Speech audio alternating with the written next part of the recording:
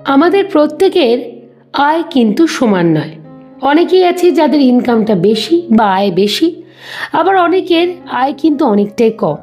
এবং যাদের আয় কম তাদের মনে একটা প্রশ্নই আসে, আমি জীবনটা সেইভাবে ভোগ করতে পারছি না, বা চাইলেও সুখে কিন্তু কাটাতে পারছি না। এই আয়তে কি করেই বা সুখের মুখ দেখব? আমার আজকের টপিক বা আলোচনার বিষয়বস্তু হচ্ছে এটাই। সেটা হলো অল্প আয় তোমরা কিভাবে সুখে থাকতে পারবে। দেখো, আমাদের প্রত্যেকেরই ইচ্ছা জাগে যে একটু সুখের মধ্যে দিয়ে, একটু আনন্দের মধ্যে দিয়ে জীবনটাকে অতিবাহিত করতে। এটা তো কোনো অন্যায় নয়, বা এটা তো কোনো পাপও নয়। কিন্তু কি করে করব? ইনকাম কম, আয় কম। সত্যি কি সম্ভব? না সত্যি এটা স্বপ্ন? না, কোনোভাবেই স্বপ্ন নয়। আমরা যদি চাই, চেষ্টা করি, তাহলে সত্যি পারি। আমি আজকে তোমাদের মূলত 3টে পয়েন্টের কথা বলবো। একটা কথা বলতে পারি, তোমরা পারলে চেষ্টা করো একটা নোটবুক নিয়ে বসতে, পয়েন্টগুলোকে একটুখানি নোট ডাউন করে নাও।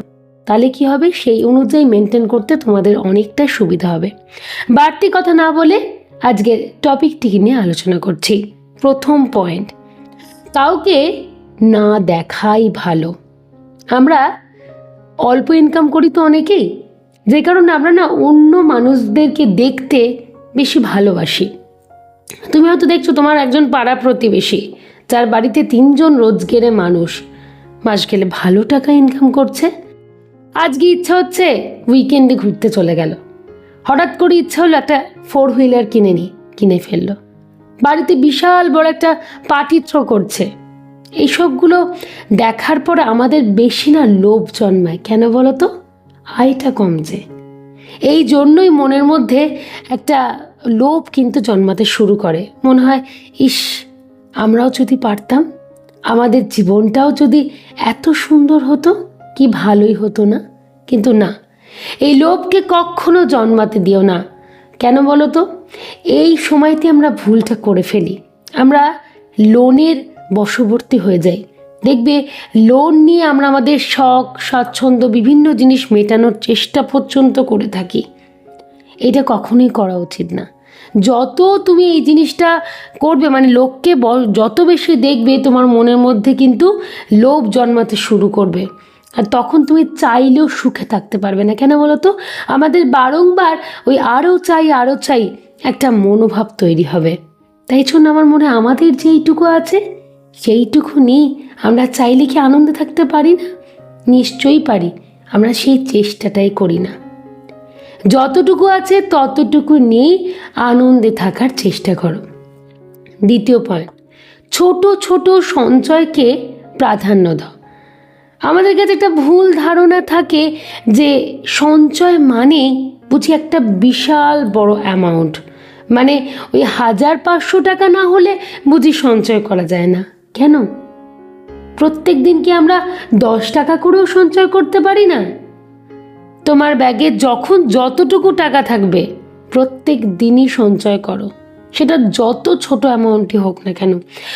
মোট কথাটা বা মেন কথাটা কি জানো? সেটা হলো আমাদেরকে একটা অভ্যাস তৈরি করতে হবে।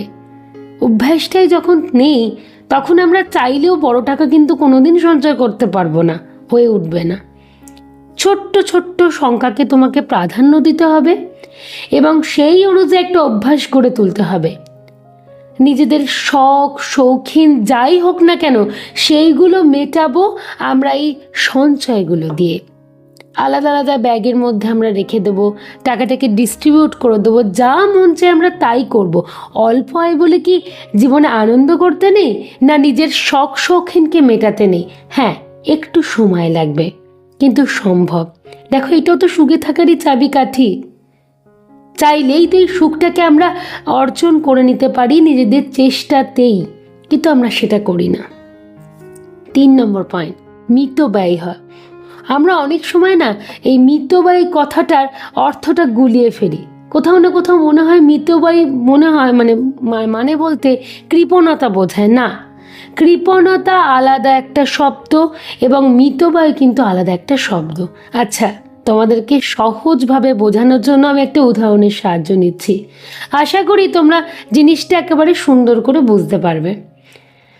ধরো তুমি রাস্তা দিয়ে যাচ্ছ, রাস্তা দিয়ে যেতে যেতে তোমার ভীষণ পরিমাণে খিদে পেয়ে গেছে, প্রচণ্ড খিদে পেয়ে গেছে, তখন তুমি মনে মনে ভাবছো না আমি পয়সাটা নষ্ট করব না, কি দরকার খিদেটাকে নয় চেপেই নি, বাড়িতে গিয়ে বরং খাবো।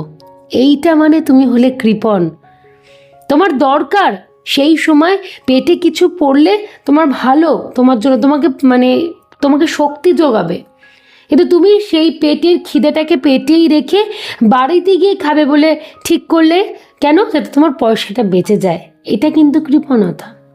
মিতবাই তাহলে কি, আমি ধরো ঠিক করলাম রাস্তা দিয়ে যাচ্ছি কিন্তু খিদে পেয়ে গেছে, বাড়ি হয়তো আমার রাস্তার মধ্যে ওই হয়তো আর মোটামুটি 200 মিটারের মধ্যে, একদম কাছেই, তখন আমি কি করছি, বাইরের একটা দোকান থেকে কিছু খাবার দাবার কিনে নিয়ে সেখানে দাঁড়িয়ে খেয়ে নিচ্ছি। এটা তো ঠিক নয়, এই জিনিসটা তো ভুল হয়ে গেল। এইটা করলে কিন্তু চলবে না, কারণ তোমার 200 মিটারের মধ্যে বাড়ি, এইখানে তুমি পয়সাটা কেন নষ্ট করবে? তুমি বাড়িতে গিয়ে খাও। মাত্র 200 মিটার আমরা এগোতে পারবো না? নিশ্চয়ই পারবো। কিন্তু আমি তোমাদেরকে প্রথম উদাহরণটা, কিপটেমির উদাহরণটা দিলাম, সেটা নিশ্চয়ই বুঝতে পারলে। আমরা না এই দুটো ওয়ার্ডকে কোথাও না কোথাও গুলিয়ে ফেলি, ঠিক অর্থটা বোঝার চেষ্টা করি না। আমার মনে হলো তোমাদেরকে সহজ উদাহরণটার সাহায্যে বোঝালে তোমরা কিছুটা হলেও কিন্তু বুঝতে পারবে, বিষয়টা তোমাদের কাছে সহজ হয়ে যাবে। কিপটেমি কখনো করা উচিত না। আমি বলতে চাইছি বুঝে শুনে খরচা করো। যেখানে দরকার খরচা 100 বার করবে, যেখানে দরকার নেই সেখানে খরচা করার কোনো মানেই হয় না। ওই জন্যই কিন্তু আমি এক্সাম্পলটা দিলাম। 200 মিটারের মধ্যে বাড়ি, তাহলে তোমার খরচা করার দরকার কিসের? বাড়িতে গিয়ে একেবারে খেয়ে নেবে। কিন্তু তোমার বাড়ি 2 কিলোমিটারে আর তোমার পেটে খিদে পেয়েছে, তুমি তখন খাচ্ছ না, এইটা একেবারে ঠিক হচ্ছে না। ক্লিয়ার করতে পারলাম? এই ছোট ছোট জিনিসগুলো আমরা মাথায় রাখি না। দেখবে অল্প টাকা ইনকাম করেও কিন্তু সুখে থাকা যায়। অনেকেই বলে না না ইনকাম অল্প, আমি সুখে থাকতে পারছি না। পারা যায়, সবটাই আমাদের একটা চেষ্টার অভাব। আমরা যদি চেষ্টা করি সঠিকভাবে, বাড়ির প্রত্যেকটা সদস্য মিলে হাতে হাত লাগিয়ে চেষ্টা করি, তাহলে সত্যি অল্প টাকায় সুখ কিন্তু আসবে, নিশ্চিত বলতে পারো।